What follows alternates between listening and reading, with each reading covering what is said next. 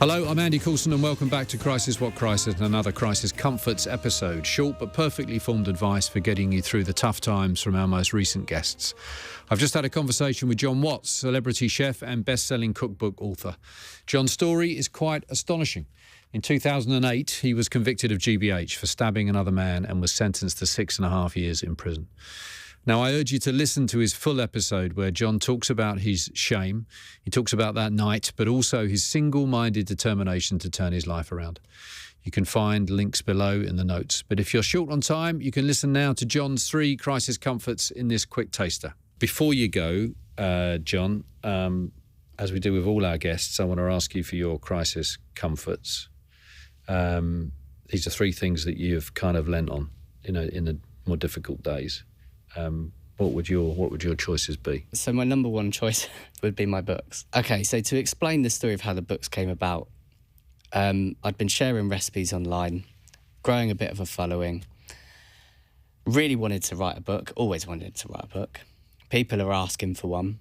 And so I was signed by a literary agent quite quick. As soon as I sort of put a proposal to one, I was signed quite quickly, promised the world, and I was like, wow, it's all happening. Nothing happened. This was in 2021. So I was getting a bit disheartened. I was like, okay, maybe it's not going to happen. My literary agent had told me, announced to everyone that a book's coming. So people were saying, when's it coming? When's it coming? And I'm like, oh yeah, soon. Nothing was happening. Now, one of the worst things that could ever happen happened to my family in 2021 when my nephew was diagnosed with brain cancer. And he passed away at the end of 2021. I'm so sorry. Yeah. It's a glioblastoma, was it? It was a brain tumour. It was a brain tumour. They never actually diagnosed it. They never actually said what type it was. It was a rare type. They didn't have a name for it. But bless him, he went through maybe 9 months of chemo. And, to witness that was... How old was he? 2.5 when he passed away. Oh, I'm so sorry. So this was at the end of 2021. So then I got rid of the literary agent. In 2022... I was not my normal driven self. I didn't focus on books. I didn't focus on... To be honest, I just worked. That was my way of getting through it. I was just working. I just wanted to see the year through, kept posting recipes and stuff, but I wasn't... I'd normally set myself goals like I did with the vision board and stuff. And since 2023 came, I'm not usually the type of person that it's like, right, new year, new me. But I was like, right, now we're going into 2023. You've had that year now to process his death and to, get on with life. And I thought, right, now I'm going to write this book. So literally day one, I did another vision board, put a book up there, date that I wanted to get a publisher and stuff like that. And I just started writing it. And I came across this very small publisher. They do books for like restaurants and people that want to self-publish. And they basically said, I didn't have the money to fund it, but they said, if I sell X amount of pre-orders, then they would fund it. So I was like, okay, cool. Went through all that process, and I dedicated the book to Albie, my nephew. So there's a photo of him at the beginning and a little dedication. So I feel really proud of that, and being able to dedicate something like that to him, something that I'll have in my family forever. And once the book was actually out, and I went on this morning again, I cooked a recipe from it, and the recipe went viral, and my name was trending on Google for a day. And then 10 days later, I was signed by Bloomsbury, huge publisher. This is a dream come true. No agent this time, no literary agent. They've come to me, they've offered me a deal, and then I've done this book, which is everything I could have dreamed of. Speedy Weeknight meals is what I'm all about, which is the recipes that have help build this community of foodies that have now grown on social media. And This book is a comfort to others, literal food comfort food, I should say, to others. But the process of doing the books is a proper, as it has been for the very moving reasons that you've explained, is a proper comfort for you. Yeah. Give me two other things that you two others. So one of mine is getting outdoors.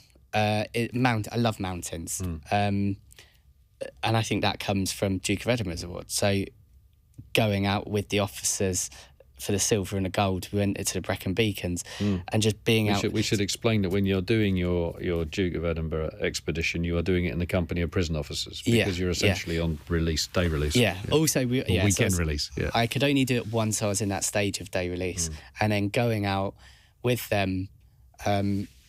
When you've been locked up and then suddenly you're out in nature and you're seeing rivers and streams and trees, it's the most incredible thing. And even now, when I go out and I smell nature, I still feel that feeling of freedom. So for me, it's mountains. And, you know, I've climbed a lot in Scotland, in Wales, in the Lake District. Climbed Kilimanjaro a few years ago, which was the most incredible experience. If anyone's ever thinking about it, I would say just do it. 5 different climate zones. You're starting off in the jungle and it's like 30 degrees. You've got monkeys swinging around the trees. You end up in Arctic conditions, like glaciers at the top. The most incredible thing. Climbed Mount Toukal in Morocco, which was my first like snow and ice climb. So those, you know, being outside, but I think with the mountain as well, you know, having just told part of my story, it's like a mountain. And it, you know, you can take these little parts of it, like the hidden peaks. Sometimes you'll be climbing, it's hard, and there's more difficult parts and there's easier bits. And, you know, there's hidden peaks. Sometimes you think, oh, I'm nearly there. And then, oh, no, you've still got so long to go. And then I think even when you reach the summit, you still got to get down. And then even when you get down, there's another one to climb. Exactly. So I think in those ways, that's important. It's a lesson for life, for sure. Yeah. For sure. Your last comfort? Right, my last comfort. Can I say a TV show? Absolutely. Right, so in the prison, it was The Simpsons. Yeah. I think because I'd grown up with it, if I saw it, it was taking me back to childhood. And nowadays, it's the Office, the US version. And, you know, at the moment, I have a very hectic schedule and I'm busy and sometimes it can become very overwhelming. And, you know, my comfort is watching The Office, the US. And I think anyone that's ever watched it watches it over and over again. I'm probably on the 75th time. Yeah, exactly right. It's totally TV program. Brilliant television. And I think it's that sitting back and just being for a moment submerged in another world, you know, in the world of The Office rather than what's going on around. Yeah. So, yeah, that would be mine. Superb. Jon, thank you for joining us. It's really appreciated. Thank you for having me. If you've enjoyed this, dare I say, important conversation with Jon, then please do leave us a review. And if you found it helpful or even inspiring, we would be delighted if you would recommend us to your friends. You can watch the full episodes on YouTube, follow us on Instagram and TikTok, and if you hit subscribe, you'll find a load more crisis conversations. As always, full transcripts are available on our website along with links. Just head to crisiswhatcrisis.com. Thank you so much for listening.